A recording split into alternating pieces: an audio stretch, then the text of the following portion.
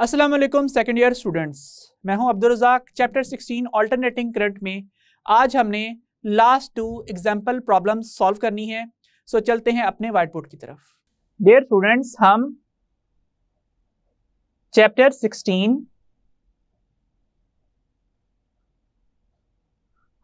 Alternating current में example numerical problems discuss कर रहे हैं और आज की हमारी पहली एग्जाम्पल है 16.6। क्वेश्चन है, a circuit consists of a capacitor of 2 microfarad and resistance of 1000 ohm connected in series. An alternating voltage of 12 volts and frequency 50 hertz is applied. Find the current in the circuit and average power supplied. So पहली heading बनेगी हमारी given data की। Given data में हमने सबसे पहले लिखना है capacitance of the given capacitor is equal to C is equal to 2 microfarad। Micro prefix है इसलिए हम माइक्रो की जगह पे उसकी वैल्यू 10⁻⁻6 पुट कर लेते हैं। और इसके अलावा चूंकि रेजिस्टर मौजूद है तो हम लिख लेते हैं resistance of the attached resistor. This is equal to R and it has value of 1000 ohms और सीरीज कॉम्बिनेशन है कैपेसिटर और रेजिस्टर का। अब हमें गिवन है alternating voltage. So the applied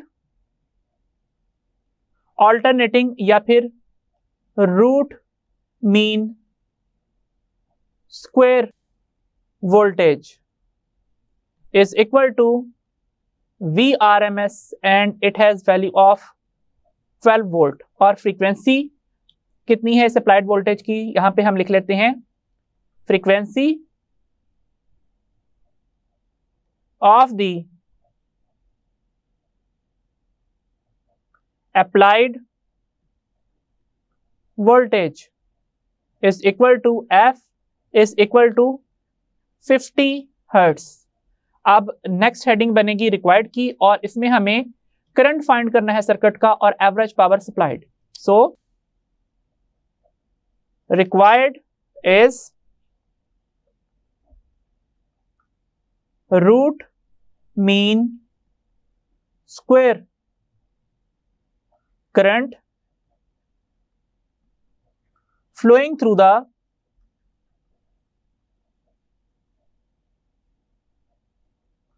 circuit and average power supplied to the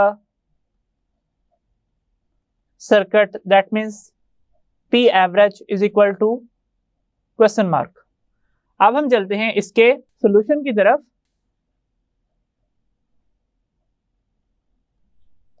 इसमें हम सबसे पहले लिखेंगे to find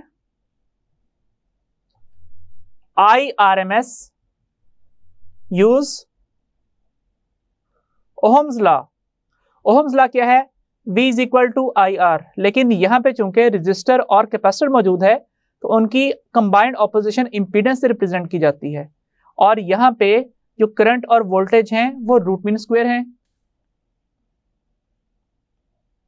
rearranging impedance Z का सिंबल इक्वेशन की राइट साइड पे मल्टीप्लाई हो रहा है तो लेफ्ट साइड पे जाके डिवाइड हो जाएगा और एक्सप्रेशन बन जाएगा VRMS over Z is equal to IRMS और IRMS is equal to VRMS over Z।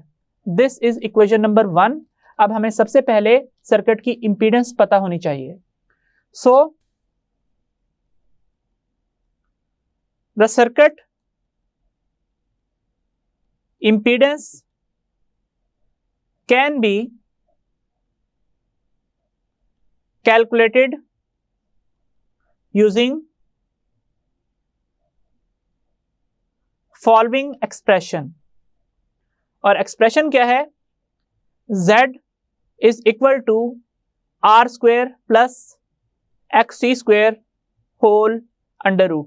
ये है इक्वेशन 2। और इसका भी थोड़ा सा बैकग्राउंड में आपको बता दूं, हमने ये बात पढ़ी थी कि किसी रेजिस्टर के अंदर जो करंट होता है IR और जो उसका वोल्टेज होता है लेट्स से VR, ये दोनों इन फेज होते हैं।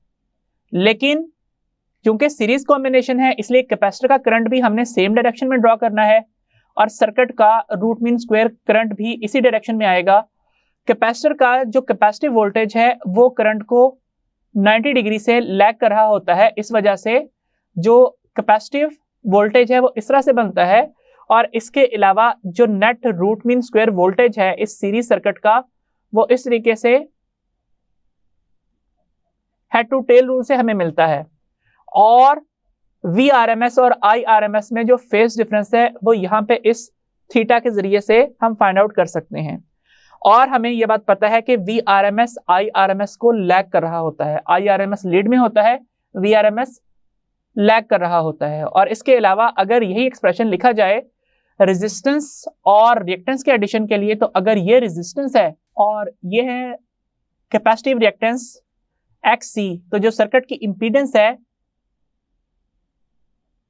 वो यहाँ पे इस वेक्टर लेंथ के इक्वल होती है और ये फेज डिफरेंस थीटा वही है जो यहाँ पे VRMS और IRMS में मौजूद है।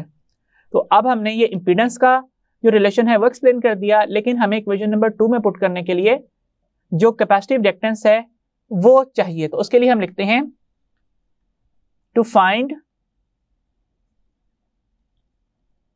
Capacitive reactance use the following relation। और रिलेशन क्या है कैपेसिटिव रिएक्टेंस का? It is XC is equal to 1 over 2 pi FC। this is equation number 3। so by substituting the given values we get XC is equal to 1 over 2 pi into given frequency 50 Hertz and capacitance 2 microfarad। और इसके units क्या हैं? Hertz into farad. और हमें यह बात पता है 1 over हर्ट्स इंटू फैरड किसके इक्वल होते हैं? ओम्स के इक्वल होते हैं। So XC is equal to almost 1592 ohms. इस वैल्यू को हमें इक्वेशन नंबर 2 में सब्स्टिट्यूट करना है। हम इक्वेशन नंबर 2 में इक्वेशन नंबर 3 का फार्मूला पुट करके भी डायरेक्टली इंपीडेंस फाइंड आउट कर सकते हैं, लेकिन बाद में हमें फेज एंगल भी फाइंड आउट करना है एवरेज पावर की कैलकुलेशन के दौरान। तो इसलिए बेहतर यही है कि हमें XC की वैल्यू पहले से पता हो। सो अब हम इस वैल्यू को पुट कर लेते हैं इक्वेशन नंबर 2। सो लिखिए put value of XC in equation 2।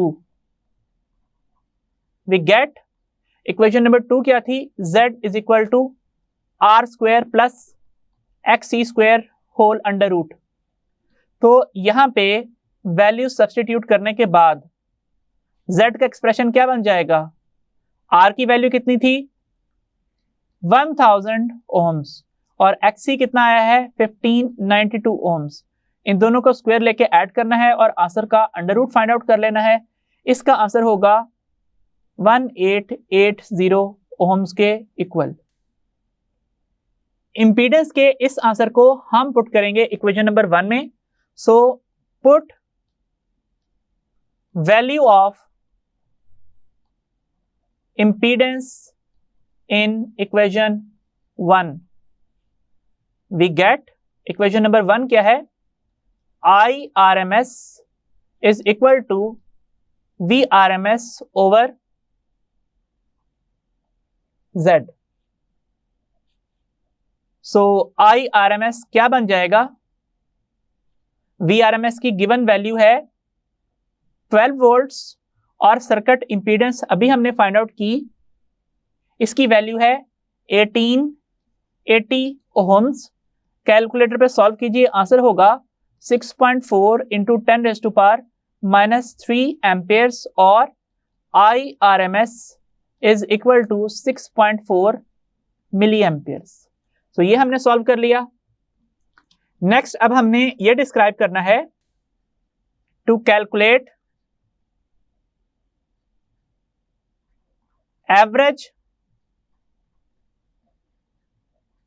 supplied power, we need to find phase difference in IRMS and VRMS of the AC circuit. So phase difference theta का एक्सप्रेशन होगा theta is equal to tangent inverse VC over VR। Further ये expression tangent inverse of IC XC over IR into R के equal होगा। चूंकि circuit series combination है इसलिए capacitive current और resistive current equal होंगे, जिसकी वजह से एक्सप्रेशन बन जाएगा theta is equal to tangent inverse XC over R। ये इक्वेशन नंबर 4 है और ये इक्वेशन हमें ये बात बताती है कि जो हमने डायग्राम्स ड्रॉ की थी उसमें हम परपेंडिकुलर ओवर बेस की रेशो का टेंजेंट इनवर्स लेके क्या कर सकते हैं, ये एंगल, ये फेज डिफरेंस फाइंड आउट कर सकते हैं, जिसमें VRMS लैग करेगा और IRMS लीड कर रहा होगा। So by substituting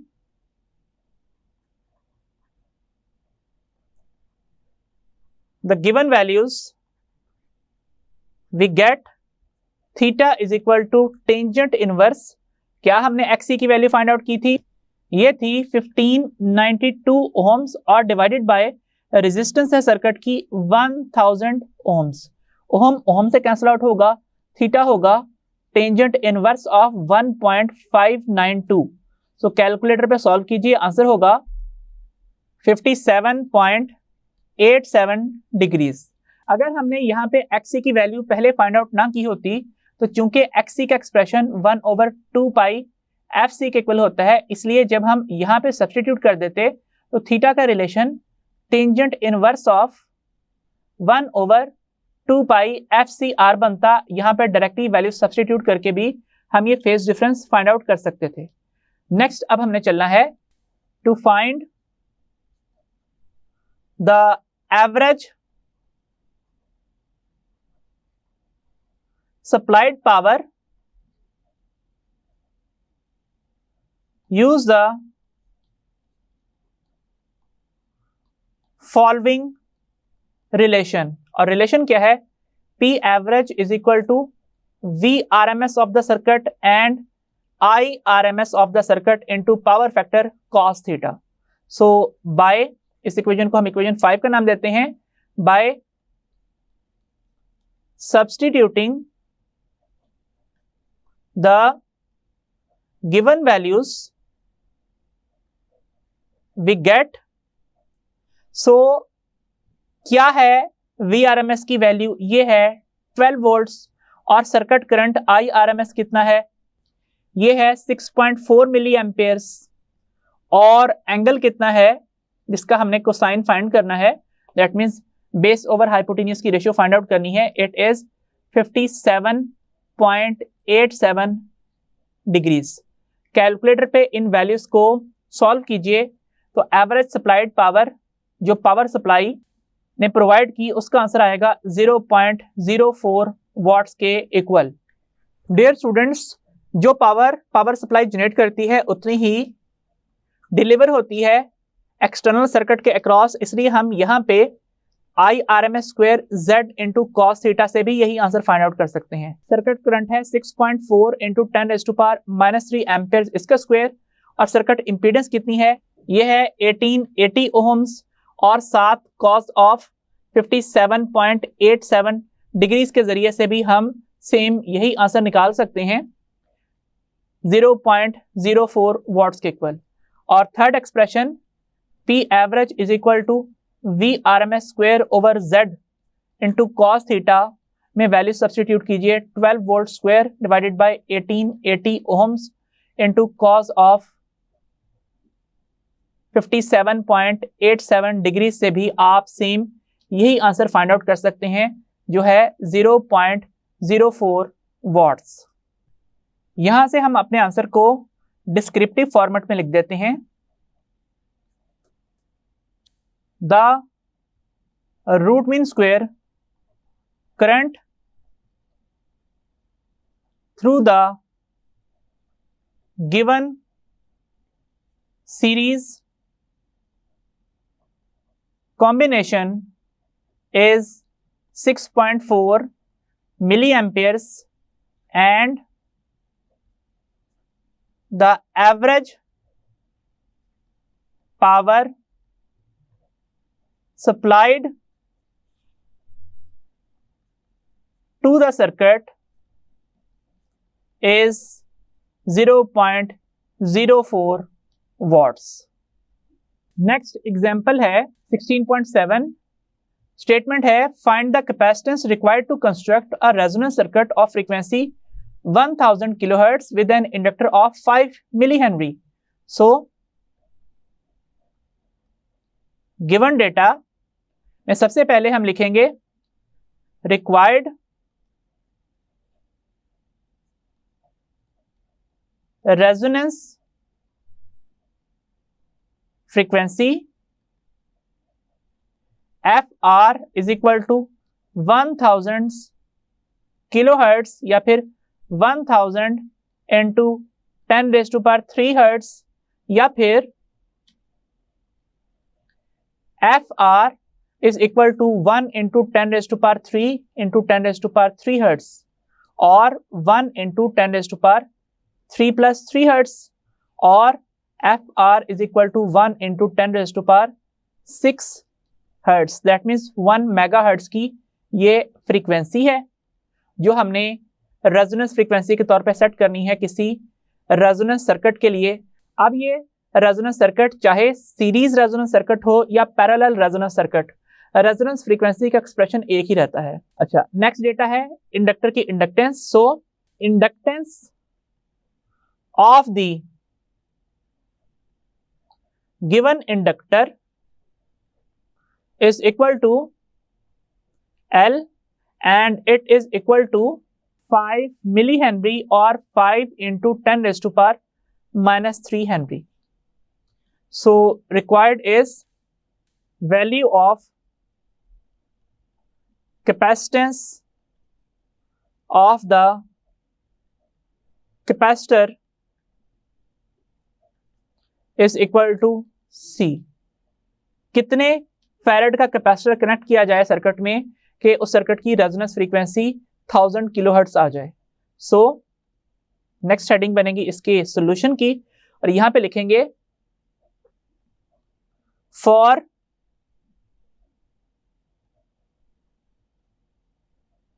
resonance frequency XL is equal to XC।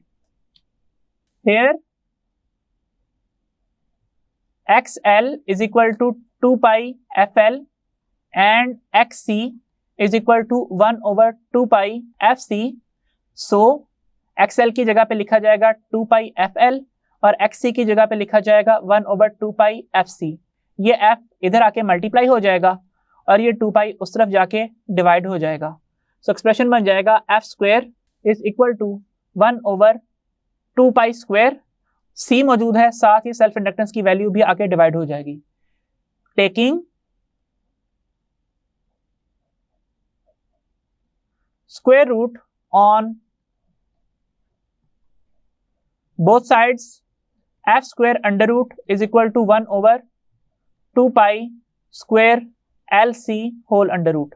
अब 1 का अंडर रूट 1 ही होता है, इसलिए एक्सप्रेशन इस तरह से लिखा जाएगा 2 पाई स्क्वायर LC, या फिर F जहां पे स्क्वायर रूट से कैंसिल आउट हो जाएगा और फ्रीक्वेंसी है रेजोनेंस फ्रीक्वेंसी, सो ये बन जाएगा 1/2 पाई स्क्वायर का under root and under root LC, या फिर FR is equal to 1/2 pi under root LC। Next आप डिस्क्राइब कीजिए, since we have to find value of C, so under root LC will be equal to 1/2 pi f, or under root LC square is equal to 1/2 pi f का square, और LC is equal to 1/4 pi square FR square, यहाँ पे ये resonance frequency है, और C is equal to 1/4 pi square FR square into L by substituting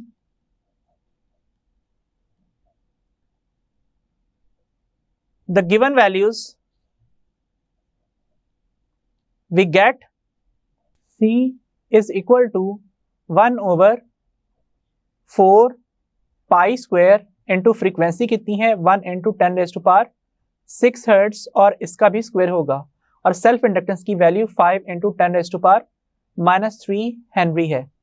so C की value बन जाएगी 1/4 पाई स्क्वायर इंटू 1 into 10⁻12, इसका स्क्वायर लिख लिया है हमने, साथ लिखा जाएगा 5 into 10⁻³ हेनरी, और जो यूनिट्स हैं वो होंगे hertz square into henry. So C is equal to almost 5.09 into 10⁻12 farad, या फिर C is equal to 5.09 picofarad।